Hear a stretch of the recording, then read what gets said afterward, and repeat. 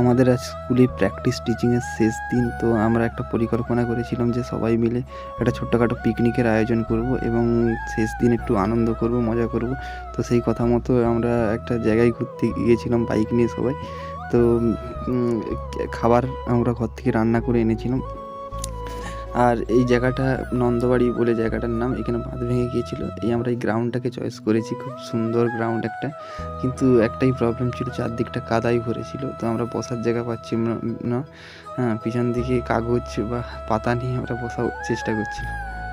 আমরা সবাই খুব আনন্দ করছিলাম, মজা করছিলাম। তো এইটাই আমাদের শেষ দিন। তো আবার আমরা ঘরের মধ্যে কিছু বদ্ধ থাকবো, অ্যাংজাইটি ডিপ্রেশনের মধ্যে ভুগবো। এই দিনগুলোকে খুব মিস করব। স্কুলের স্যারের ভালোবাসা, ছাত্রছাত্রীদের ভালোবাসা সবই আমাদের কাছে যেন একটা অতীত হয়ে দাঁড়াবে। সত্যি কথা বলতে, তুমি একদিন টাকা কামাবে, জীবনে সেটেল হবে, সব কিছু পাবে, কিন্তু এই দিনগুলান কিন্তু ঘুরে আর আসবে না। এই দিনগুলান সত্যিই নস্টালজিয়া। তো আমরা খাবার শুরু করে দিয়েছিলাম। তো আমাদের মেনুর মধ্যে ছিল লুচি আর কষা মাংস। আমরা সবাই মন ভরে খেয়েছিলাম। কিন্তু আমি ততটা খেতে পারিনি, কারণ আমার শরীরটা একটু খারাপ ছিল।